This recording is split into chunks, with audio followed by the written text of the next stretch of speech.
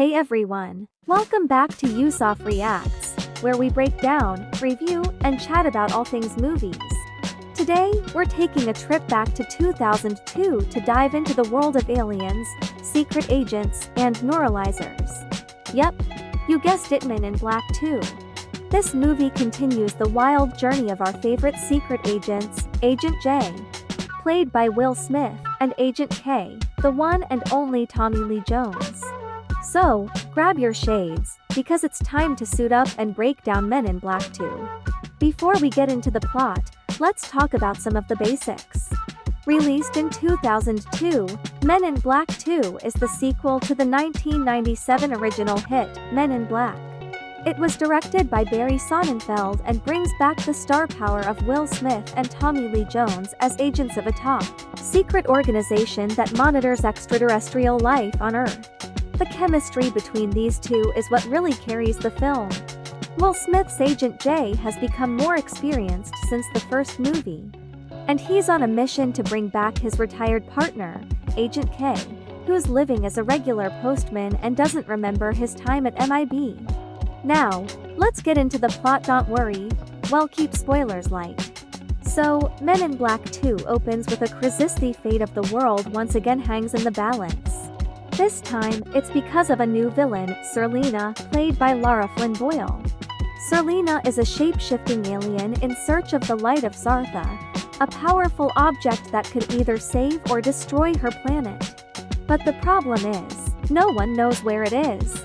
To make matters worse, Serlina won't hesitate to destroy Earth if she doesn't get what she wants. Enter Agent J. He needs to get his old partner, Agent K, out of retirement, because K is the only one who knows where the Light of Zartha is hidden. But there's a catch. K had his memory wiped at the end of the first movie, so J has to jog his memory and get him back in the game. Of course, things don't go smoothly, and we get a fun mix of action, humor, and bizarre alien encounters along the way. One of the best things about Men in Black 2 is, of course, the aliens.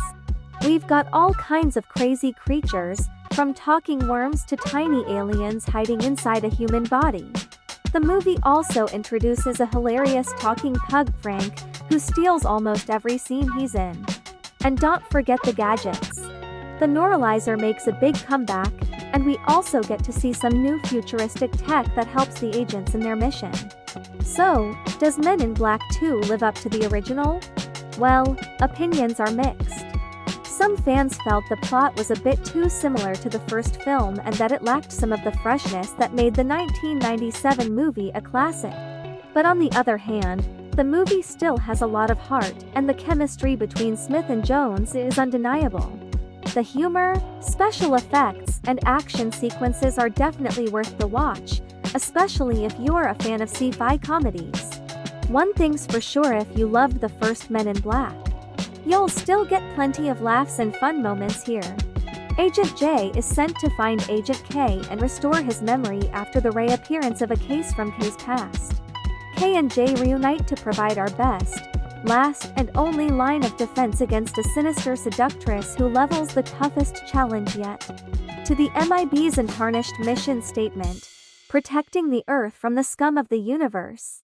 It's been 4 years since the alien-seeking agents averted an intergalactic disaster of epic proportions. And now it's a race against the clock as J must convince K, who not only has absolutely no memory of his time spent with the Men in Black, but is also the only living person left with the expertise to save the galaxy, to reunite with the MIB before the Earth submits to ultimate destruction. 5 years after the events of Men in Black, Agent J. Will Smith is now the top operative for the MIB, the self-funded New York City-based agency that secretly monitors and regulates extraterrestrials' activity on Earth. J is largely without a partner, after Agent L from the first film decided to return to her former life, and subsequent partners have not lived up to J's professional standards. While investigating a seemingly routine crime at a Soho pizzeria, J uncovers a diabolical plot by Serlina, a shape-shifting Kylothian queen who disguises herself as a lingerie model, Lara Flynn Boyle, but resembles a plant-like hydra in her own form. The neuralized agent K. Tommy Lee Jones has assumed civilian life as Kevin Brown, postmaster of a small town in Massachusetts. And to stop her, Jay must convince Kevin to rejoin MIB, because he is the only operative still alive who knows how to find what Serlina wants, the Light of Zartha.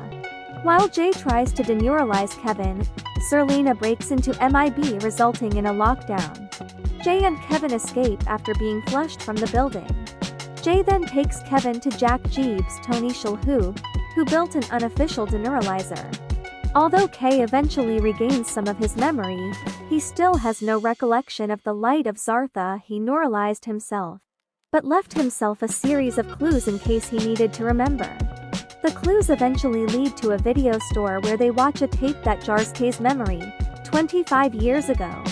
The Zarthan Queen Lorana arrived on Earth to try to hide the Light of Zartha, but the MIB refused to help due to their neutrality. Serlina arrived to steal the light, but Kay activated the Zarthan ship and sent it away. Serlina, believing the light is on board the ship, chased the ship, but not before fatally shooting Lorana. Kay then reveals that the ship was a Deeksh, and that the light is still hidden on Earth. Meanwhile, Serlina frees all of the MIB's high-security prisoners and uses them as henchmen.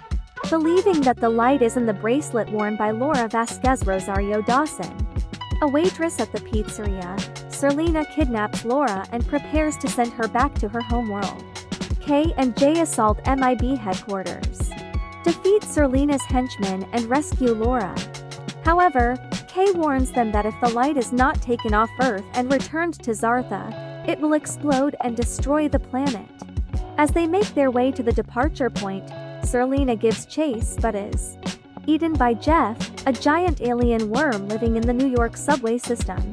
When they reach the departure point, Kay reveals that Laura is Lorana's daughter and the actual Light of Zartha. It's also suggested that he is her father as well. To save Earth and Zartha, Laura reluctantly leaves Earth, much to Jay's dismay, as he had developed feelings for her. Serlina returns to try to capture Laura again, but Kay and Jay manage to destroy her for good. To cover up the chaos caused by Serlina's rampage, Kay activates a giant neuralizer hidden in the Statue of Liberty's torch. Now that Laura is gone, Kay and Agent Zed Riptorn, the head of MIB, try to console Jay for his loss. But he answers that he needs no consolation and had accepted her departure without much sorrow. To provide a measure of comfort, Kay puts the aliens found in a Grand Central Terminal locker as one of the clues in Jay's locker.